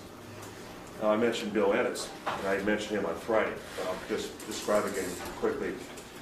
We also, at times, been fortunate enough to use the tool of taking a witness who is brave enough, who is willing to go on the public record to actually tell us what transpired, what they experienced, what they saw, what they heard. And this would have been the late Sergeant Earl Fulford, who was a part of the 603rd Air Transport Unit. And he was one of the last recovery teams sent in to finish up cleaning as far as the remaining wreckage at the debris field. And on Friday, some of you heard me describe how they talked about being shoulder to shoulder, and they were making sure they had every last shard of material. And there were pieces, paper thin, foil, that you would grab, as he described, crumble to toss into a gunny sack hanging off their shoulders. And you could feel as one by one they would snap open. They were constantly poking against his back, against his shoulder, as they would open up. And it's like, my God, that's poking me. And then he would, push in, and he could feel it like, as he described it, was like liquid, as he would kind of shift and move things around. And the moment he would, bend right back, he'd feel everything, open right back up. And it's precisely the material that we were describing the other day. Again, the memory material, the material that you couldn't cut, you couldn't burn. It was as thin as the foil in a Hershey bar. We even had witnesses who talk about, somebody asked me the other day about Dan Richards, who allegedly hid some pieces, some of the memory material, in one of the caves that exist as far as on their family ranch. And the Richards ranch is just one ranch removed from the Brazil ranch that he was the supervisor. He supervised at the time. So he would have had access, because again, those of you knowing the story, that material was out there for days before the military started the cleanup. And the Richards Ranch is just rife with caves and underground caverns and pits. And when we finally were able to pin down precisely where his cave was, and Richards was a notorious pack rat. He was accused of stealing some Army rifles at one time, and he was often described as having friends come out, and he would hand them a piece of his foil, and he would instruct them to wad it up or ball it up and toss it in the air, and he would take one of those Army rifles, as it later turned out, and he would shoot at it. He would do some skeet shooting at it. And the witnesses, I mean, one of the witnesses who passed away just a few years ago, his last name is Hall, described how he would toss the piece up and he would watch as it would unfold, unravel, and start to float to the ground, and then he'd hear the gunshot and he'd hear the ricochet. Doesn't sound like anything we have even by today's standards. And yet, that is the consistent description that we've had from all of these people involved. I mentioned Cabot and his finally admitting that it could have been a flying saucer. And one of the things, it was in the last conversation we had with him, and we started to walk away, and Cabot's a lieutenant colonel at the time. And I turned back and I say to him, Colonel, I really admire you. I have to really respect you for your patriotism. You are a man who can, take an oath and keep a secret after all this time. And he thanked me, and he said, well, that's very nice of you. I appreciate that. Now, this is the same retired lieutenant colonel who, after the very first time we met with him in his winter home in outside as far as Sierra Vista, Arizona, that as we were leaving, after we spent a whole afternoon where he was denying he was even in Roswell, he walked us to our vehicle and he said, boys, I have to know, if you should find anything that would threaten national security, you will keep it to yourselves, won't you? Oh, gee. And we looked at one another and, oh, Colonel, yes, of course. Good, I just need to know that. And we got in the cars, we looked at one another and goes, he knows everything. And he did.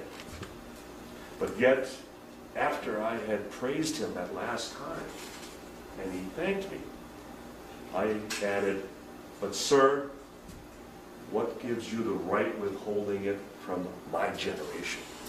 All of us who weren't even born at that time, you people are deciding for all of us. What gives you that right? I never thought of it that way before. I'm still not going to tell you anything. And that was the last time I met with him. When we learned of his failing health with the cooperation of his son Joe, we came up with the idea of the sealed statement. Now, his commanding officer, back in 1947, his last name was Reese. We had a letter from Reese.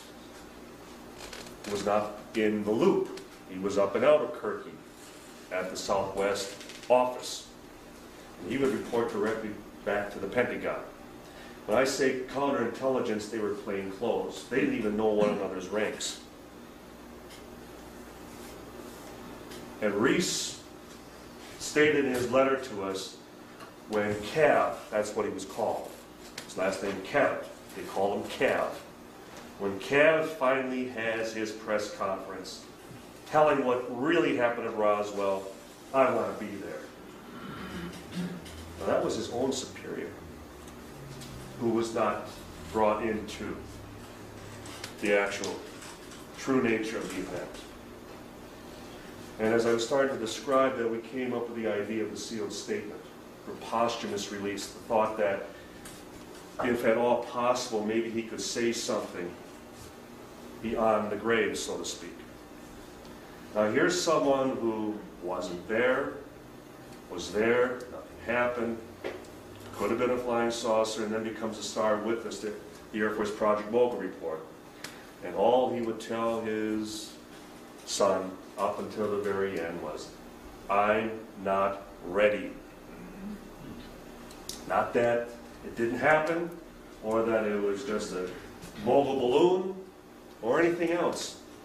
I'm not ready. Well, he never was ready. We lost him, as we're losing all. Well, I spoke to his doctor a few weeks later, and she said to me it was the saddest thing. The family was all gathered in the hospital room, and he was sitting in a chair, and they were all reminiscing and telling stories. And she said, but he just sat there, wasn't saying a word. She said it was as though he was afraid he might say something. And she didn't even know what he was involved with. That was her impression as a doctor. That even at that point, just days before his death, that good old Uncle Sam still had such control. And it was not that he was concerned about the well-being or the safety of his own family any longer. It was, I'm going to remain a good soldier to the very end.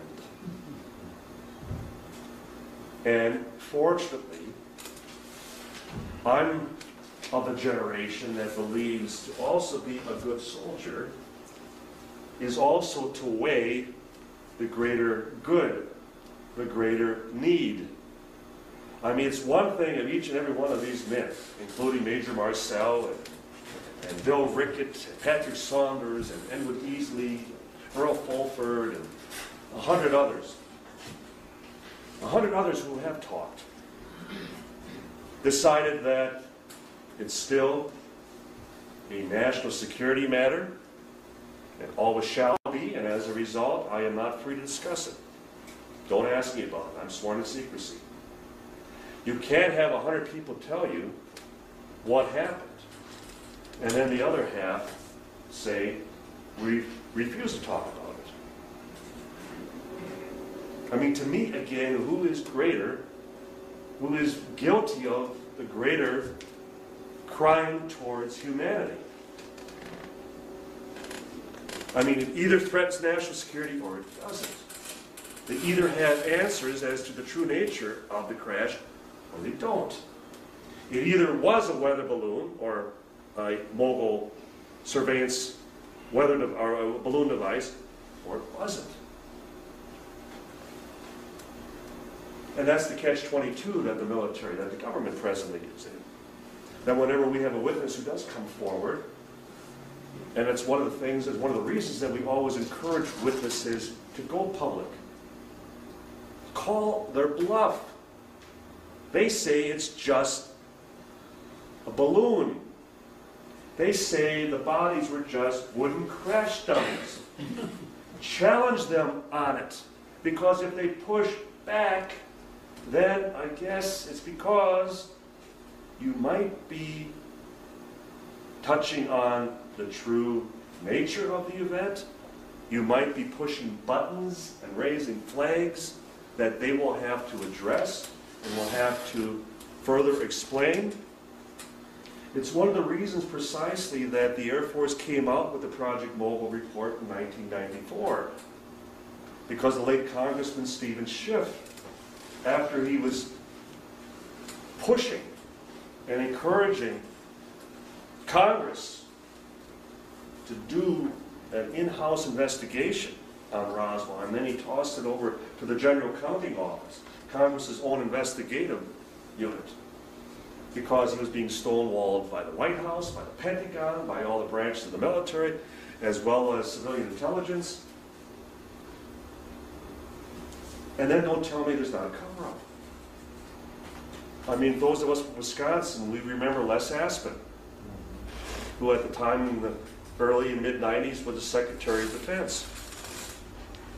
And the 3 letters that Congressman Schiff sent to Aspen. I want to see the files concerning Roswell. And all 3 remained unanswered. Now here you are, a senior congressman in Washington, and you send a request 3 times to the Secretary of Defense, and they ignore you. Again, don't tell me there's not a cover-up. Don't tell me that they've been up front and they've always been above board and they've always told us exactly what is going on here. And I don't just mean Roswell, I mean the entire UFO picture in itself. We're dealing with a situation that has transferred from generation to generation with this very same end result. Starting in 1947 up until 2009, they are still running out the clock in their eyes. They are still stalling for time with the hope that finally that last witness passes on and it becomes cover-up complete. And how anyone sitting at any of those press conferences at the Pentagon can sit there. And one of the first things, for example, Sheila Winhall, who was the Air Force Secretary of the Air Force,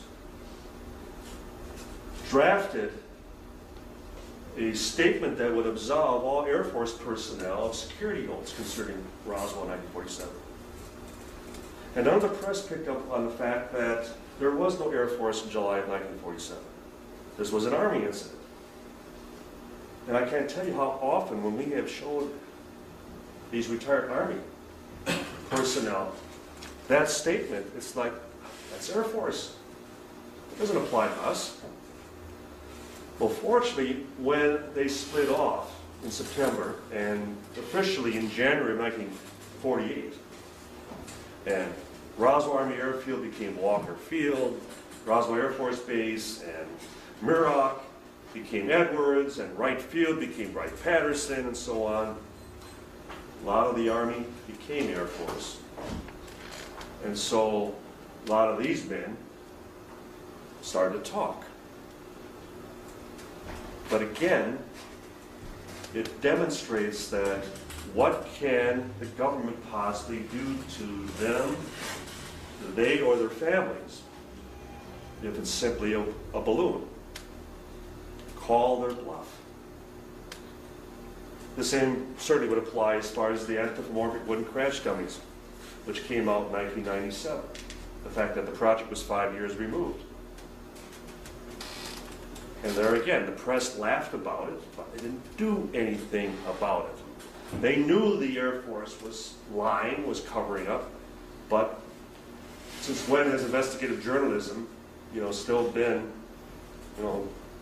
a major course in any college or university? It's become a lost art. There is no such thing. But all the more reason that the judicial system, that the courts long decided that when someone states something as a deathbed testimony, as a deathbed confession, that they are admissible in a court of law. The notion that someone would still lie, would still fabricate, would still make something up as far as to their loved ones, their closest friends, was beyond the pale, was something that cannot even be documented or demonstrated. So whenever someone says to you that, well, yeah, they've been working in Roswell now 20, 25, 30 years, and they haven't come up with any physical evidence, well, deathbed testimony is accepted as physical evidence in a court of law. So in other words, we could go, and Stan certainly knows this, we've said this for years, we could go into any court of law and win this hands down. Because first of all, they would be unable to present any of their own witnesses, either past or present. That in itself would demonstrate as far as the shoddy method in which they've covered this up all these years. The only thing they've effectively done is they silenced all the witnesses as best they could. They certainly issued as far as the military orders and statements of non-disclosure upon leaving the service. And with civilians, they had to resort to threats, physical threats. Adults, children. Parents were told, we'll kill your children if you ever talk about this. There's nothing in the field manual about that. And yet again, it demonstrated the extreme measures they resorted to in containing and covering this up. And then they also buried their paper trail. In fact, they eliminated it as much as they could. It's been described to us that even when it came to the oaths of secrecy, nothing was ever on paper. It was always verbal. They made sure that if anything were to be discovered thereafter, it wouldn't be by their hands. The same, again, applying as far as to the civilians. Even outside people came in. People, William Penn, who was a retired colonel, who was known as the enforcer in Washington. And his family's described to us how he talked about a special project before he died, where he was sent from Washington down to Roswell, where his job was to reinforce the threats to the civilians. And Penn used to get pretty nasty. In fact, even his daughter said that I was embarrassed to have him as a father because he was cruel to us. And she says, I can only imagine how cruel he may have been to strangers. And yet, again, he was proud of that word, proud of that name, enforcer. And talking about Congressman Schiff and the GAO, the General Accounting Office, investigating Roswell, or looking into it because it wasn't an investigation. They just looked for documents. And many of you remember that when they released their report in May of 1995, whereas the Air Force local report was 700 pages. The GAO report was less than 30. I think it was 27 or something like that. And it basically contained responses from all branches of the military and intelligence stating, we have no documents, there's nothing. And the final conclusion was that all the documents of the 1st Atomic Strike Squadron, headquartered in Roswell, all the paper trail, everything, every crypto message, every transmission, every telex, every letter, everything had been destroyed in the summer of 1947. How convenient. Well, we didn't believe that for a second. Again, it was just their way of addressing the problem. In other words, don't ask for ask for anything because we're not going to give it. We're not going to give it out. We're not about to essentially slit our own throats regarding something that we've been deceiving the people, the public, about for, at that time, over 50 years. It's a dilemma that only intensifies for us because not only are we losing the last great generation, that being the World War II generation, but we're also losing all the Roswell witnesses. When we talk about witnesses now, we're talking about lowly privates that were maybe even lying about their ages, who were 16, 17 years old, who would now be in their late 70s and early 80s. I mean, granted, we've had witnesses like Thomas DeBose, who we talked about earlier, who was in his early 90s when he talked about it being a hoax, switching of the balloon for the actual material. But yet, their testimonies, going on the record to their families, stating what they had never said before. I had mentioned Edwin Easley. We'll talk about him towards the end.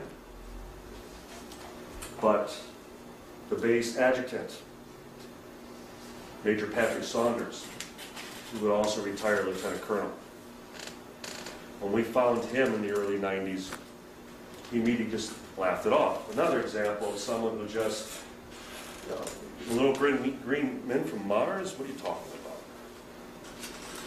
And yet, before he died in 1995, he fell off of a ladder and quickly, his health failed after that time, so he had to do things quickly. He knew his days were quickly, you know, winding down, so what he did was he had someone in the family buy up as many copies of the paperback edition of our second book, The Truth About UFO Crash at Roswell. And he then sent them out to his family and his closest friends. And in the inner leaf section describing damage control and how they had covered this all up at the time, he wrote, "This is the truth. I never told anybody before. I kept my word. Pat." Now, we thought that he was originally referring to the full contents of the book. Unfortunately, he wasn't, because a lot of that particular book, as it turns out, was not correct, was not true. But yet he was addressing specifically that flyleaf section of the book, talking about the damage control. And then after he passed away, his family confided to us that he was always bragging about how effective they were in covering this up. Again, he wouldn't admit anything, he didn't talk about anything specifically, but he was proud of the fact that they got away with it. Now, I can go through other examples quickly. Sergeant Homer Roulette was part of the recovery team. Family never knew about it. He confided to his son, Larry, about being out at the site just north of town, seeing the craft, seeing the bodies, the little people, as he called them. Now, he asked his son, Larry, not to say a word. But it wouldn't be until he was at their hospital and he was going in for heart surgery and he wasn't expected to make it. And he was on the gurney outside the operating room. And his daughter, Jean, was with him. And he very weakly waved her over, and she leaned down as he tried to talk. And first thing he did was he apologized to her. "I'm sorry, I've never told you this before, but I was at Roswell in 1947, and it's true. I saw everything. I saw the craft. I saw the bodies." Now, what would possess a dying man just before going into major surgery to, again, lie to his own daughter? And that's why, if I were an attorney, I could go into a courtroom and before a jury, I could ask all 12 of them, give me an example of any person in their right mind, and these people are in their right minds, who would do that. And the same thing can be said about, if you want to throw out all the Roswell deathbed testimonies, then we have to throw out all deathbed testimonies. Oh, they're not going to do that. It only applies to UFOs. It only applies to Roswell. That again, there again, the double standard. The same thing with the press. I mean, I saw when Jesse Marcel Jr. was being interviewed as far as by a reporter from Fox News. And the reporter immediately, well, I don't care that you actually handled the real material. The government says it was just a top secret mogul balloon. And if I were Jesse, I would have turned right back and I would have said, why is it that you people in the press, you doubt everything else the government tells you except regarding this subject? Explain yourself. Why is that the case? Because I always do throw it right back at them. And I had a reporter in St. Louis on a radio show one time, fine, that's the way you're going to be, and he hangs up on me. Because he didn't have an answer. Again, it's like, it's not in my playbook. It's not what I was taught.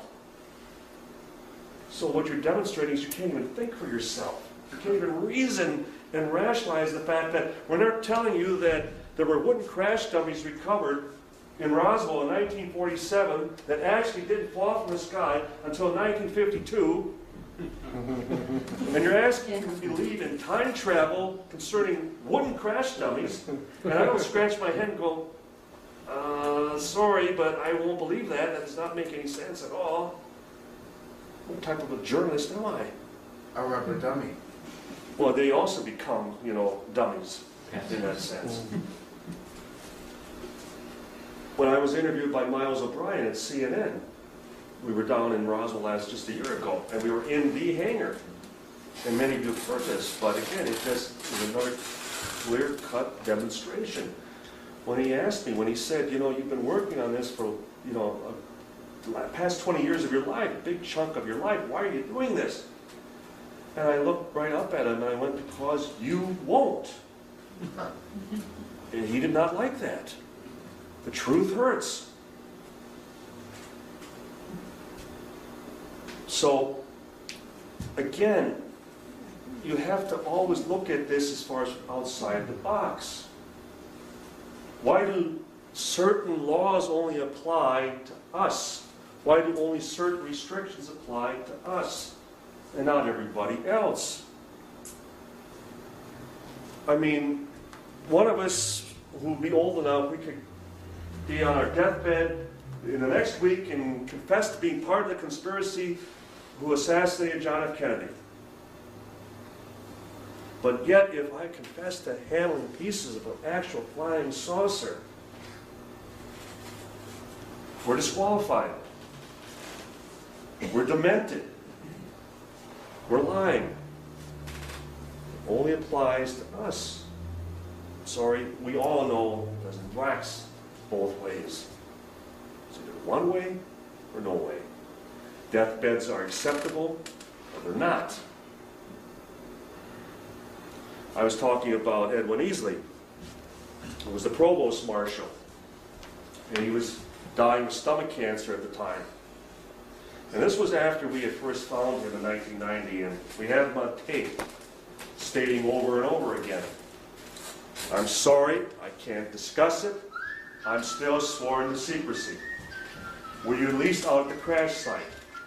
I'm sorry, I'm sworn to secrecy." Over and over again. This is 1991. And then later, after our first book would come out, the first book, and we sent him a copy, and he was asked if he at least could tell us if the book was accurate, correct. And he asked us, "Well, what do you mean?" "Well, we're leaning towards the extraterrestrial because that's what the witnesses are telling us."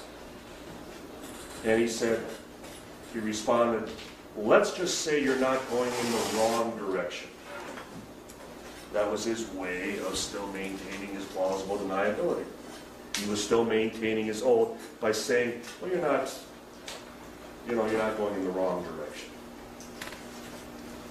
Now, a year later, as Easley was dying, he was finally, in the presence of his two daughters, and a granddaughter, would come into the hospital room and present him with a gift.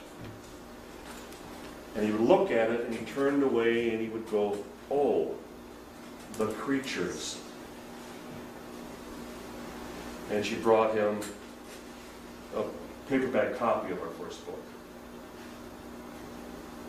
And he would go on to then explain how they were all sworn to secrecy, that in his case, whether by an emissary or the president himself, that Harry Truman had asked him never to say another word about this, that he had the highest of regrets in never being able to discuss this with loved ones within his family.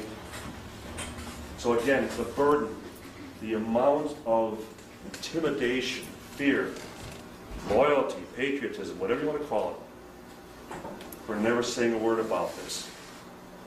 I'm ending with Edwin Easley, because earlier when I described that skeptics, that psychop conference in Dallas, Texas, unbeknownst to that whole room of skeptics, who happened to be sitting in the audience, but Edwin Easley's daughter, Nancy Strickland, who was a practicing attorney, and a doctor by the name of Harold Granick from Parkland Hospital, where Edwin Easley had died. And the plan was that if I needed them through the course of that debate, she was going to stand up and state her father's own words, what he said to her. Now, Dr. Granick described that there were a number of times I had to pull her back, I had to hold her down. But I kept reminding her, he's doing fine, he's doing fine. So we never did have to call on her. And that's the overriding issue in all of this. I mean, these people are willing to speak for themselves. And when they are unable, they wait for that final moment and they confide to their dearest loved ones in those most precious moments. And this is the one thing that stands out. The one thing, the one profound event that still weighs on them day and night, as even Betty Hill would say regarding her abduction experience. It's the first thing I think about in the morning when I get up, and it's the last thing I think about when I retire from bed. I would challenge any one of us, short of something so traumatic, so earth-shattering, to cite any other example. Something that weighs on us every day. I don't think any one of us could come up with something of that nature. Again, speaking of just the level of importance, the level of unprecedented in all of their lives. A balloon certainly wouldn't do this. Wooden crash dummy certainly wouldn't cause this after impression in their lives. Again, it is all smacking of something. And as Larry King himself would say, for every year that goes by, Roswell comes back stronger and stronger and stronger. That's why we remain convinced that we're winning the war in that regard. Sadly, we lose the witnesses. But much to their credit, and much to our benefit, and much to all of our benefits, they're coming forward with the truth. And it's about time that the public listens. Thank you.